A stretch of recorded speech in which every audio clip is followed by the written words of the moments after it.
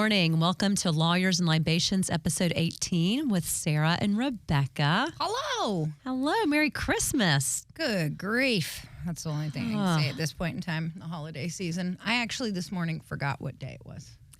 I mean, it's a blur. There have been so many weeks between Thanksgiving and Christmas at this point. Like, I don't know what's happening.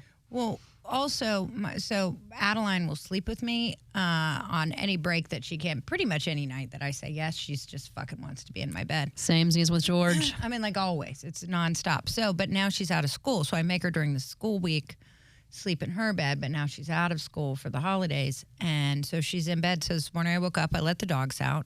And my neighbor across the street is like decked to the nines. It's like 7:15. I was like, God damn, that is aggressive for a Sunday morning. Look at you. Where are you going, Mr. Fancy? And I was like, oh, it's Tuesday. It's not Sunday.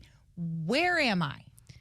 It's so confusing. You know, I think this is actually the longest day or number of days stretch between Thanksgiving and Christmas because of how early Thanksgiving was. Oh, yeah. And it's like, it just never ends. It doesn't end. And the parties, our work parties have ended. Our work parties. Hallelujah. Praise Jesus, literally. So fun, but I don't know that I can do exquisite eye makeup or pop into a pair of Spanx one more time. I was going to fucking kill myself. I think we had four black tie parties this year, and then a bunch of just party rager ones in between. My body can't handle it anymore. It's terrifying. I mean, and even just looking at my closet right now, it's just a complete explosion of sequins and black. It's not okay. I have so much glitter fucking eye makeup on my like my bathroom counter. I'm like, get it off. My feet actually went numb after the party last week at 5 Paces because I danced for so long in those high heels. For a long time, yeah. Like my feet were numb for 24 hours. Yeah, no.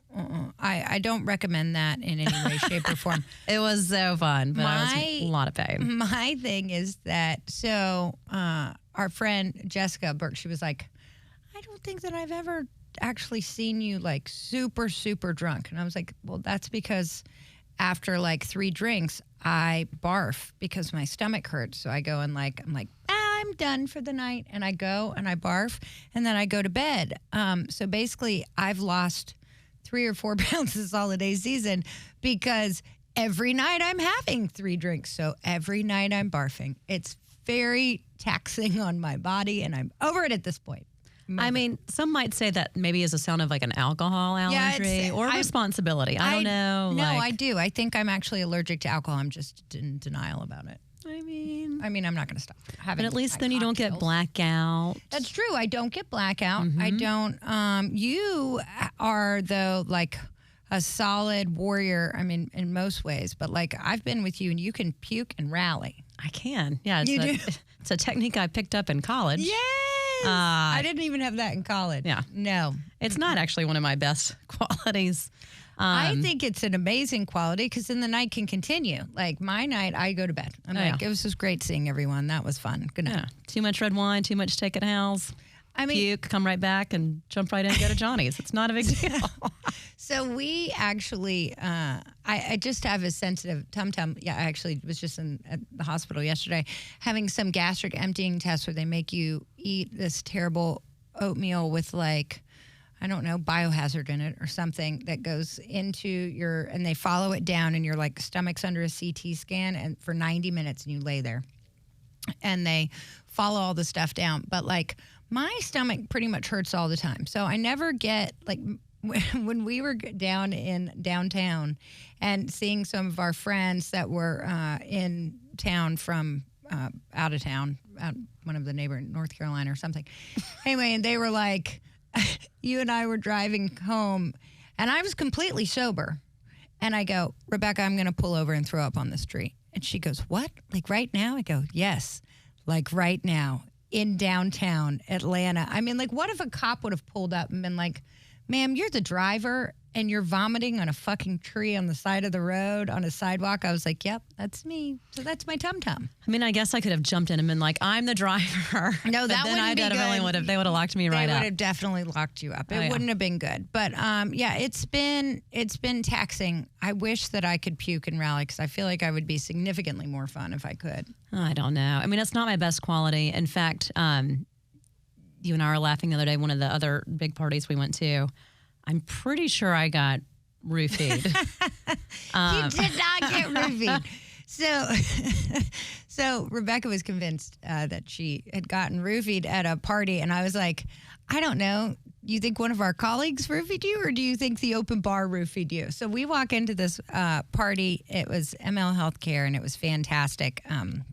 They rented out Echo, and they had like all of the Grinch Cirque du Soleil The performers. entire like Dr. Seuss It was unbelievable. cast. It was amazing. It was stunning. I mean, like with the prosthetic face, it was so much fun. But so we walk in, I go one way, Rebecca goes the other, and we're supposed to be going to dinner at Hal's afterwards. So 2 hours later, we come back together, and I run into Carrie, who works with us, and she goes, I'm getting Rebecca in an Uber and sending her home, and I'm going home too. And I go, what? We're going to dinner. And Rebecca you looked at me and you go, nah. You gave me this peace sign.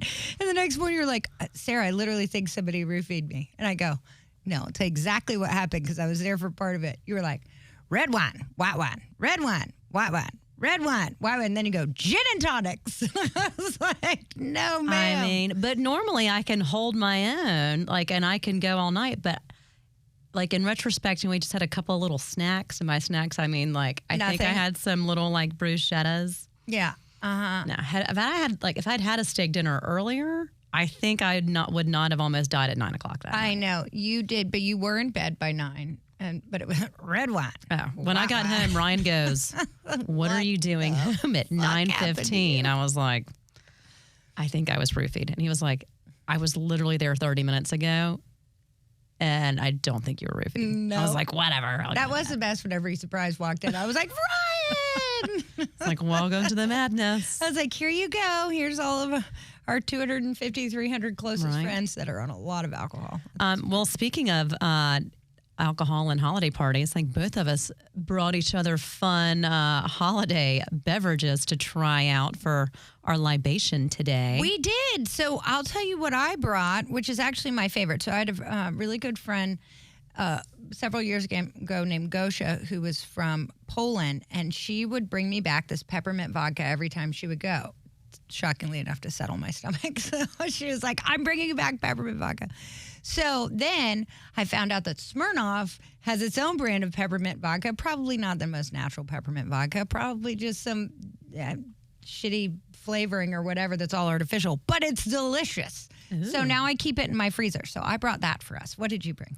So shockingly, I brought Fireball, but it's in a super cute Christmassy ornament. Our little ornaments. So cute. These are really actually from our friend Frankie Burns. They are. I remember that. And they that were at the office, and I was like, you know what? I love to drink is Fireball. Yeah, it's true. And I think we should actually put one of those on our Christmas tree. Oh, yeah, absolutely. Yeah, okay. Well, let's maybe pour we both that. pour a little bit each, and we can talk about the we'll have one glass. fabulous notes of cinnamon and peppermint. I mean, at least our breath will smell good, and, for all those crazy makeouts later.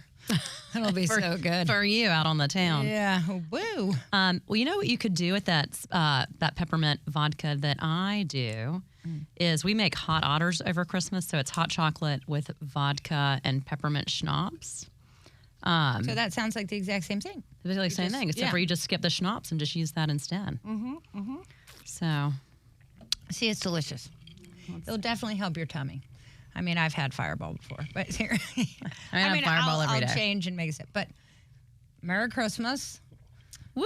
We survived the work parties. Jesus Christ. So I also went down to my dad's 80th birthday party in all of the shenanigans, which when I told my friends, they were like, oh, I bet that was a rager. I'm like, you guys clearly don't know my family nor my dad. It actually was a fucking rager. My dad can party 10 times harder than I can.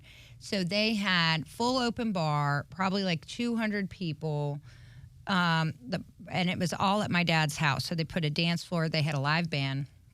Sadly enough, my stepmother got COVID like 2 days before. So she was in bed, in their bedroom the entire time. I was like, what a bummer. Terry, can you please just like, I don't know, put on like a caftan or a kimono or something, and we can prop you up in a chair and like put you behind like the screen and like glass of the bedroom so people can say hi. Everybody was very sad. It was awful, but the party was fun. And our friend, the problem that we had was the flooring had condensation on it, and it was wood flooring, so it was slippery as shit. Oh God.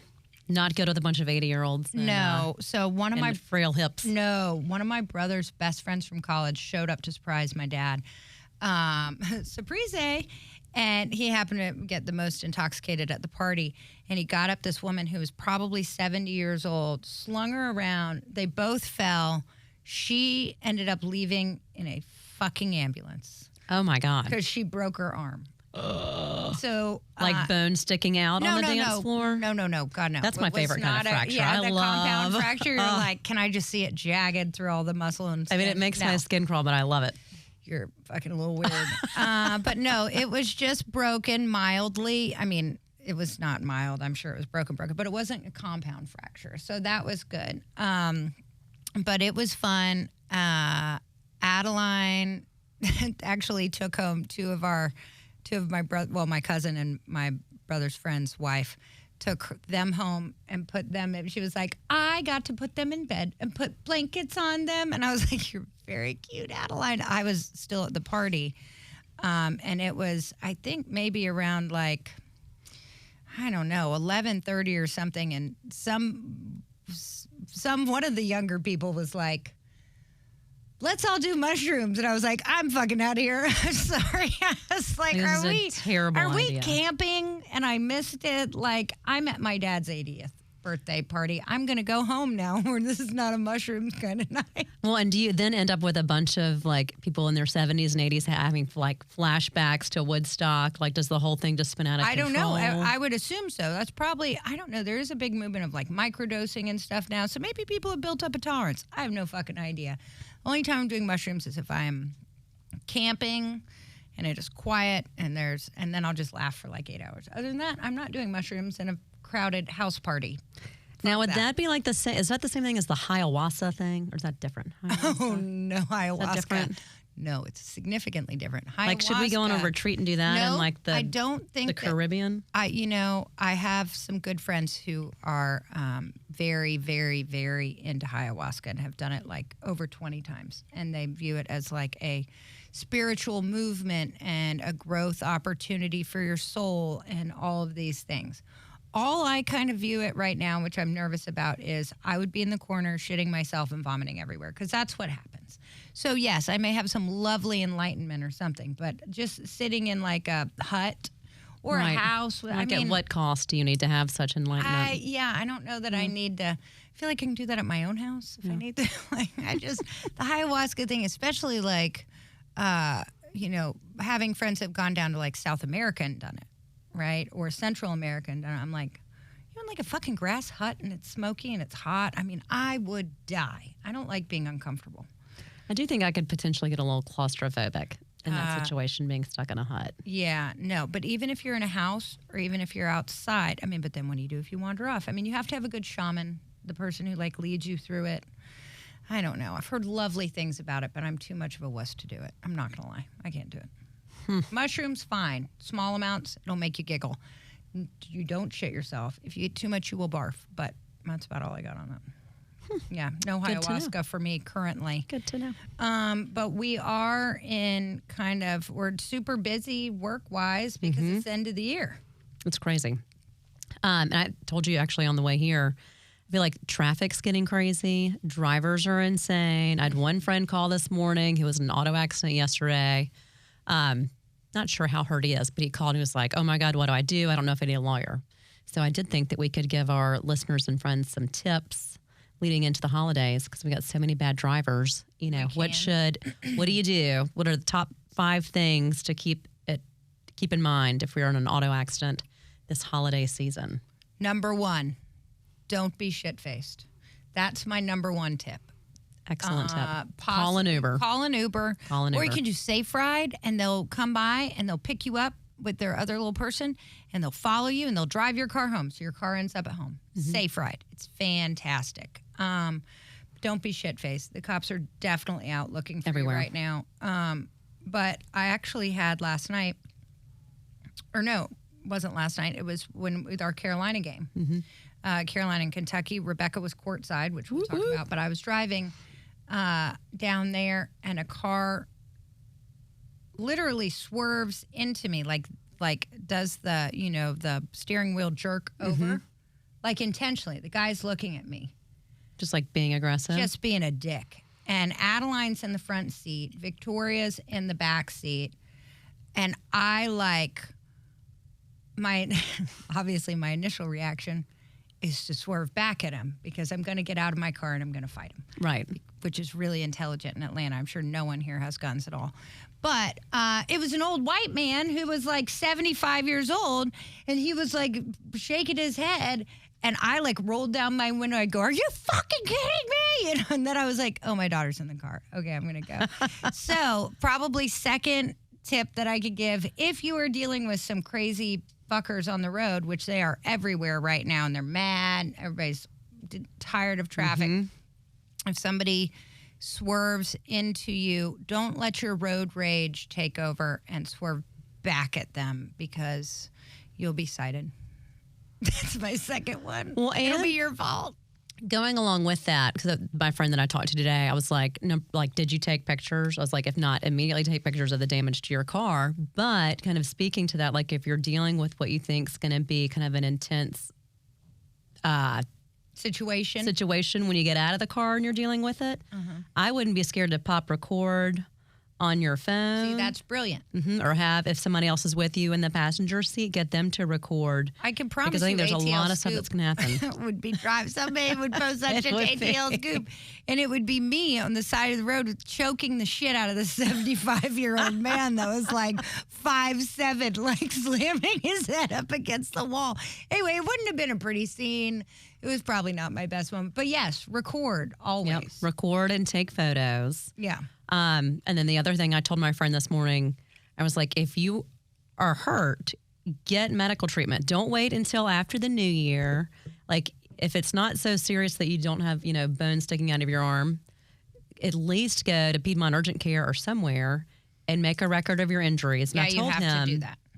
I think you do this too. I was like, write down on a note card before you go everything that hurts, even if it just hurts a little bit, so you don't forget when you go to the doctor. God, that's brilliant. Because think about, you get there and you're overwhelmed and they're asking you questions. I was like, write it down and then have it. Right. So that you don't leave and not tell them. That's very motherly advice. My 80-year-old mother will, before I have a doctor's appointment, she will send me text message reminders of every ailment that I may have ever complained of since I was like fucking 5 years old. Don't forget, and then, Sarah. did you discuss this with them? And then this? I was like, for fuck's sake, Mom, I'm 45. Like, I've got it. But that is brilliant. Absolutely. But yes, do not wait to go get medical treatment because you have family coming into town, or you're tired, or you have Christmas shopping to do.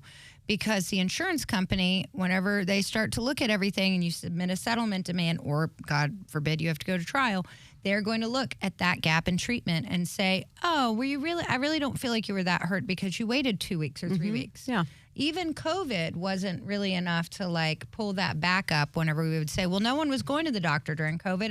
Everybody was shut down. Everybody was worried about catching it at the doctor. I was like, so you kind of do have an excuse of why they didn't. And the insurance company will be like, I don't give a shit. Other people went. Oh, yeah.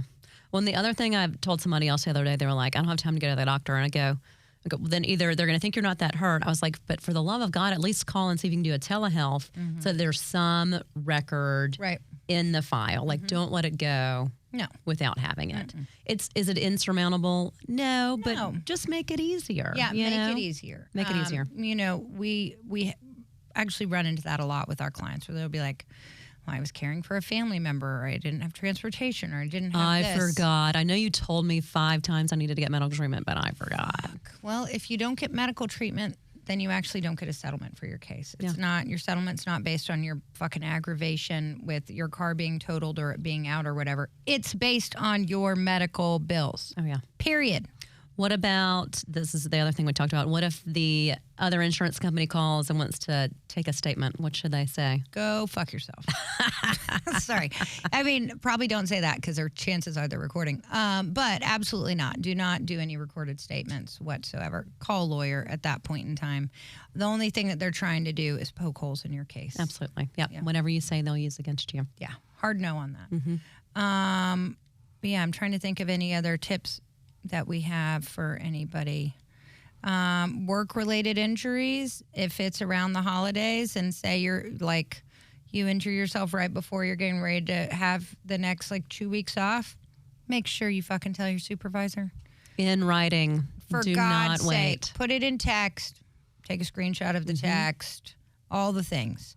Because they're going to be like, oh, were you helping? Were you like setting up your daughter's new desk or something like that? And that's how you hurt your back? Were you taking down the Christmas tree? Always. Were you on a ski trip? No, absolutely. Yeah, if you get hurt on a Friday and you're getting ready to be out, Done. don't wait. And I would put it in writing, either text or email.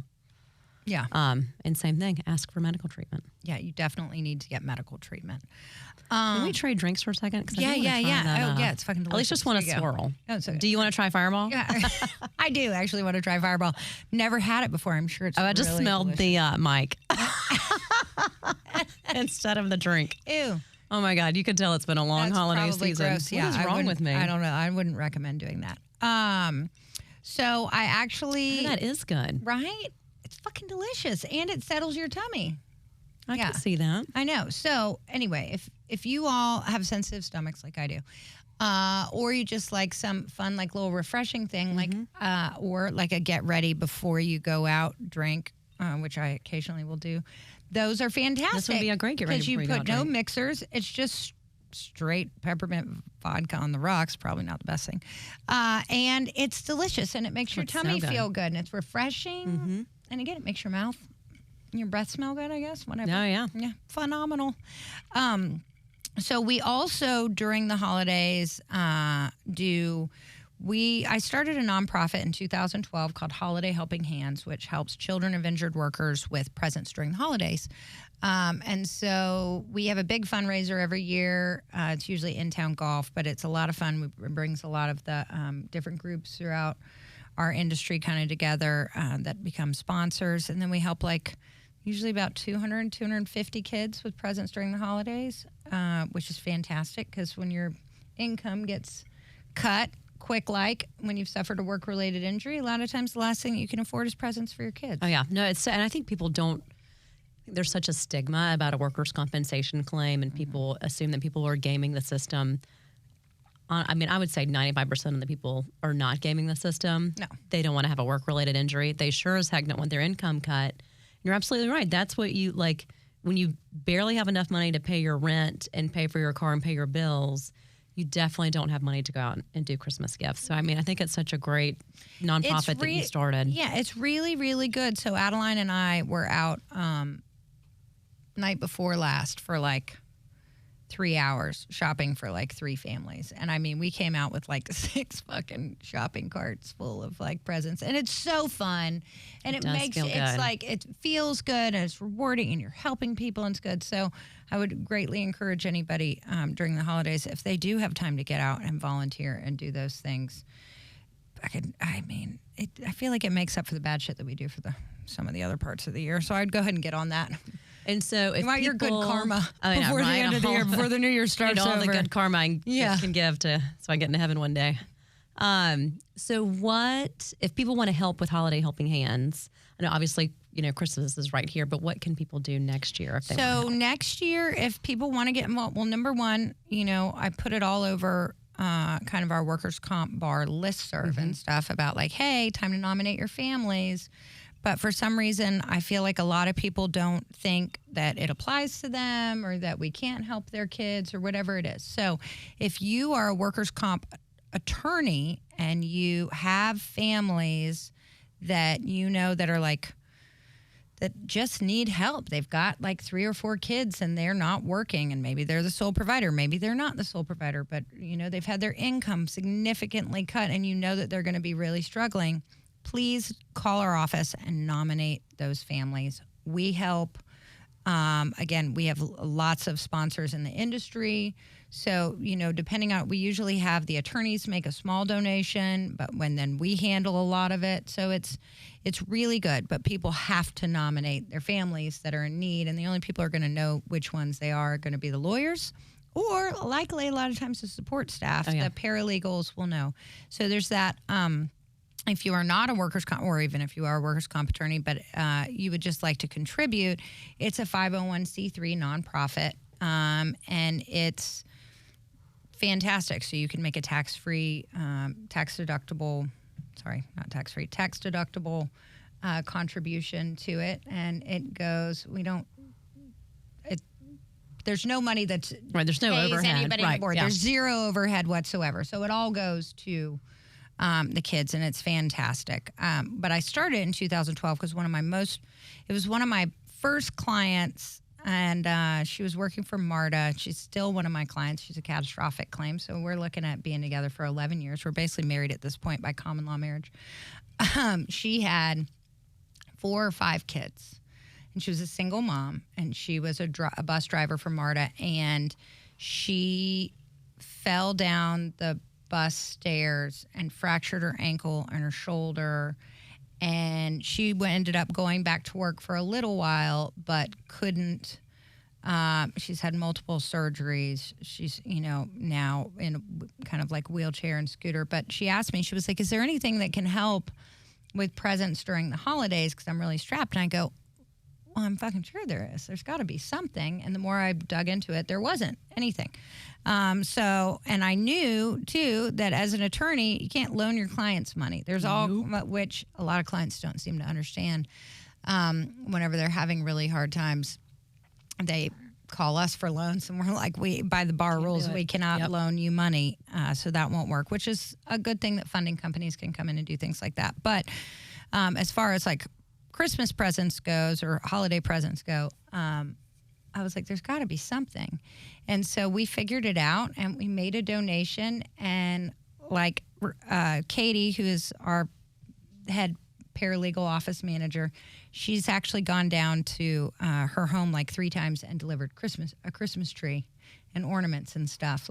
And so it's very good, and it's very important. And I think that everybody needs to kind of get involved with whatever their passion is. Oh, yeah, absolutely. So if you want to help with Holiday Helping Hands next year, since Christmas is upon us now, call us. 404-584-5000, and Katie we'll get you set up to help. But no, it's such a great thing. It is. So glad that you started. It's very helpful. So I will be continuing to shop some over the next, probably week or so. So that'll be good. Mm-hmm. And again, it's making up for, any bad karma things that I did this year, like my rage issues that I have. Speaking of rage issues, I do believe you've started a new way to remove that rage. I don't think we talked about that on the last episode, did we? So if anybody had, no, we didn't. But if anybody had listened to our pepper boxing one, right? Who you still are supposed to work out with. Who I am still supposed to work out with. But people may have thought that I was fucking crazy. And I do have some significant rage issues that I work with therapists on and try to choke down on a daily basis. But I did start training with this amazing Russian guy, hand-to-hand combat, which is like... I mean, this is the most absurd thing, but I love it. But you love it. I love it. You did say whenever I started, you were like, I'm just so dumbfounded that you are actually training for somebody to get into a physical fight with a man. And I said, yeah. And you go, what is wrong with you? I go, you never be too prepared, Rebecca. I mean, it's important. I mean, it's not even on my radar of things that might happen in my lifetime. See, it's always on my fucking radar. I am ready at all point in time to get into a fucking fight with somebody if I have to. But, I think also part of the biggest thing when I got divorced and my ex-husband moved out, we had, all of a sudden, it was just me and Adeline. And then my au pair moved in with us, and she's 26, and she's little and cute. And all of a sudden, I was like the sole protector for our home, right? I mean, I've got a 9-pound little bastard dog, and then I've got a 70-pound silver lab, but he's probably just going to wag his tail when you fucking break in my house trying to murder me. I don't know what he's going to do. Yeah, he's cute, but he's not a killer. No. He's just going to run away. No, Max, the 9-year-old, or the 9-pound dog will bite the shit out of you. He just has really little teeth, so he probably won't break the skin. But so, it became very important to me to be prepared and to become like the family protector, which it was a new kind of role that I kind of took on, because I did always kind of trust my husband at the time to kind of fulfill that role. I mean, I'm the girl you want in the alley with you if you have to have a girl in the alley, but I would still, like, my husband's going to be stronger than I am, without doubt, sadly enough. So when I got divorced, I was like, all right, well, I guess I need to get prepared for this. And so when I went in to the first training session with this fucking amazing man who is brilliant, and I would not want to fuck with him. He is Russian and probably 5'8" and built like a bowling ball, and he knows every single pressure point on your body. Like, it's absurd.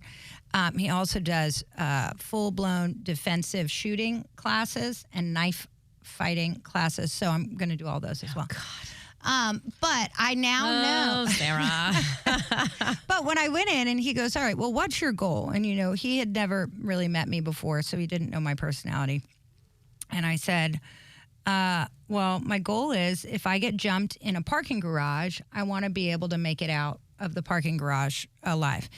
And he goes, okay. And I go, and if 2 men break into my home with the intent to, like, rape my daughter, I want to fucking kill both of them with my bare hands, period. And he goes, okay, that sounds good. So by the end of, like, our training session number 2, he goes, I actually think you might fucking be crazy enough to pull this off. I was like, right.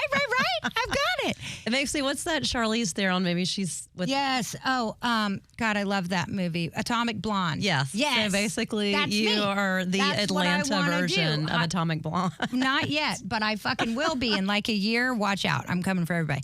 But, it is so fascinating and fun. But he said a lot of women have a difficult time in training with him and stuff because it is so physical and we can't really be, like, wrapped up, right? Like, the close physicality of it really stresses women out a lot. Well, I grew up with my older brother, and I also used to wrestle with my guy friends all the fucking time in, like, middle school and high school, which sounds weird and sexual, but it's not. It was, like, full-blown, like, let's see if I can whoop your ass.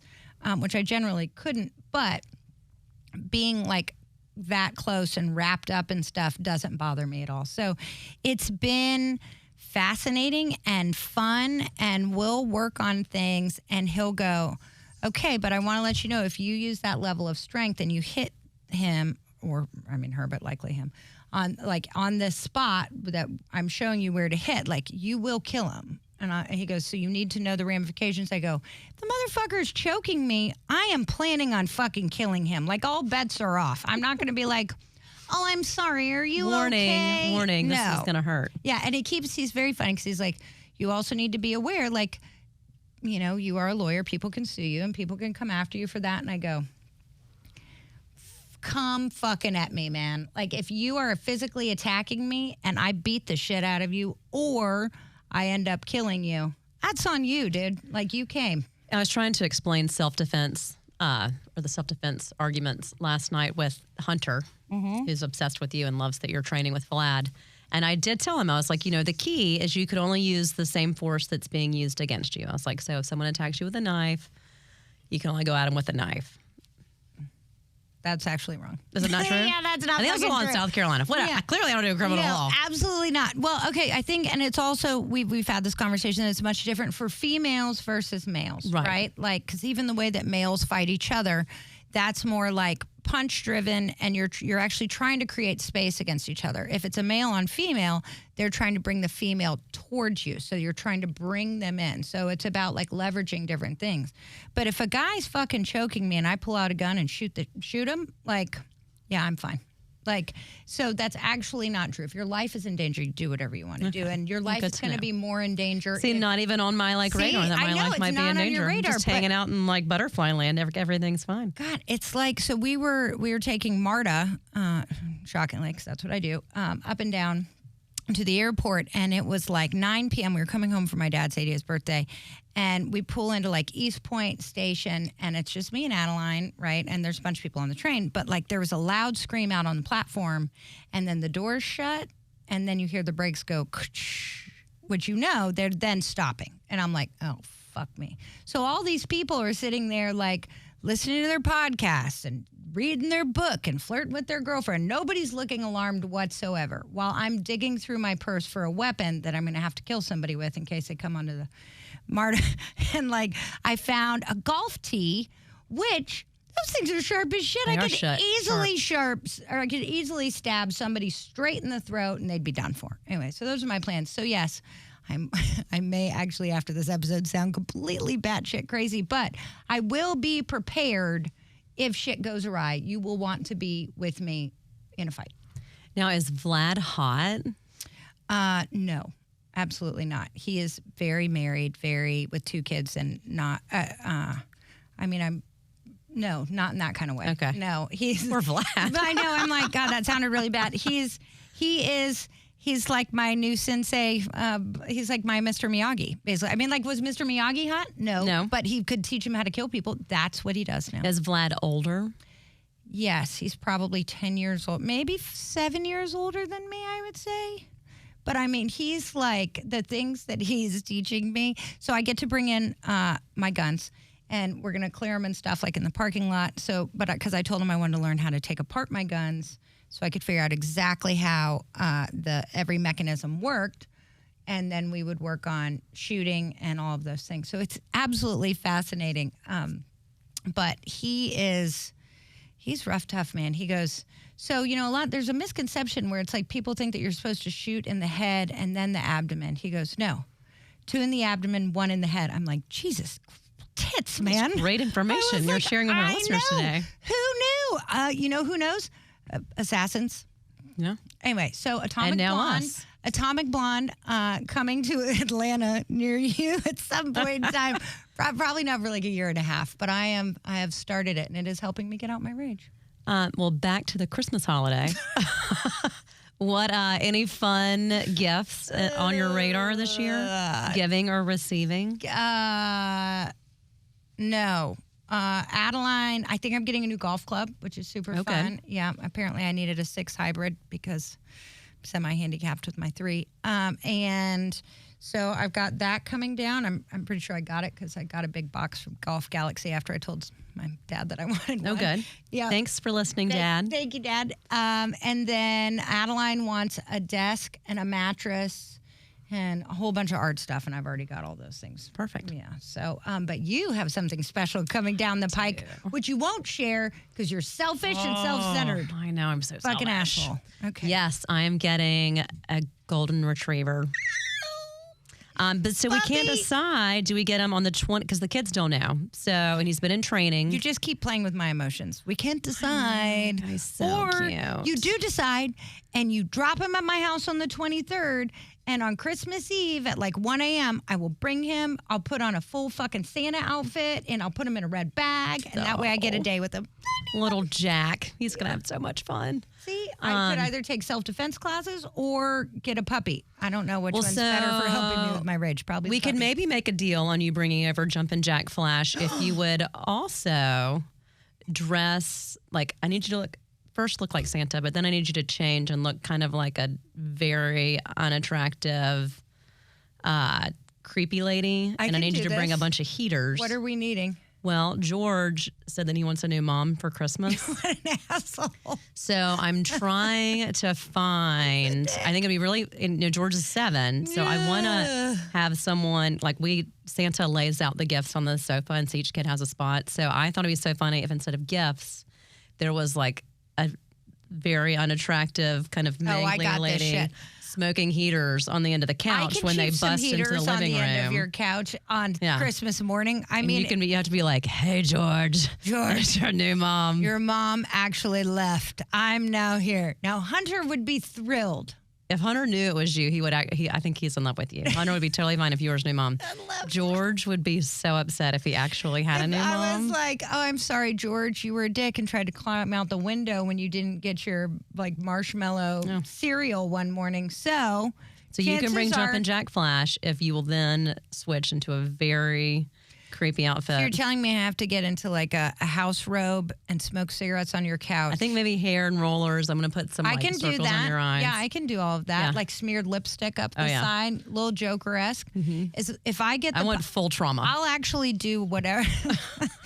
If I can have the puppy, I'll fucking do whatever you want. Okay. Just give me one night with the puppy. That's all I've ever wanted in my life.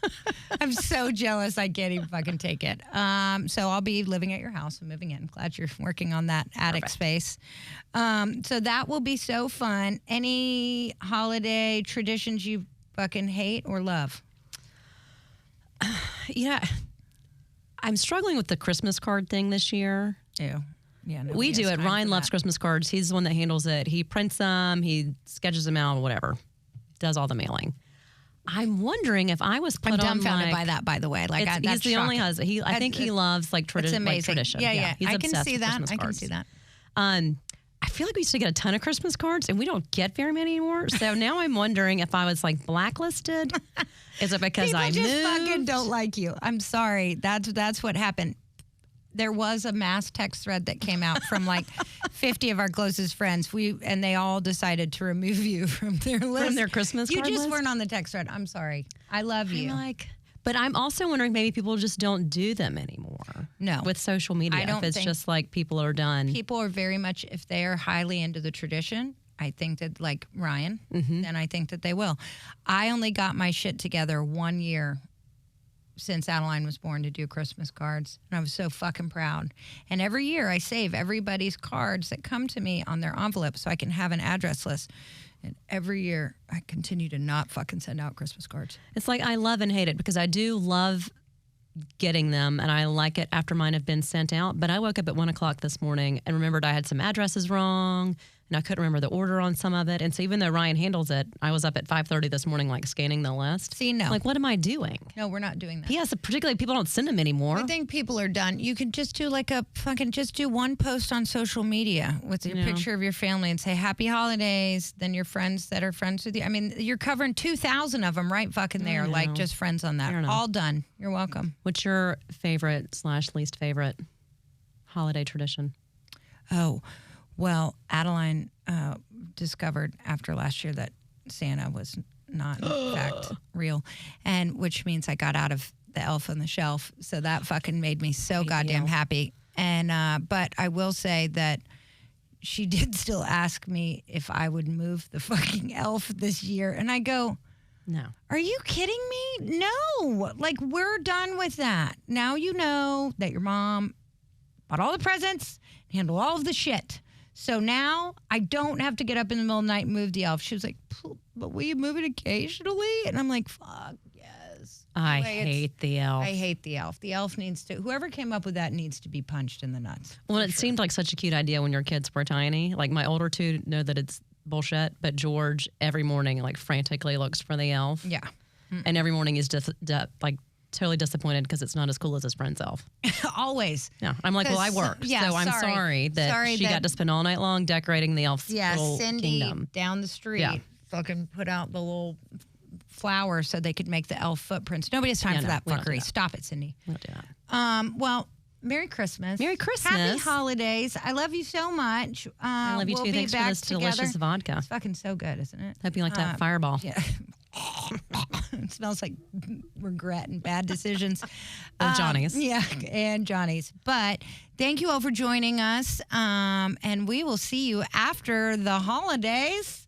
If we all make it, praise God. Cheers. Cheers.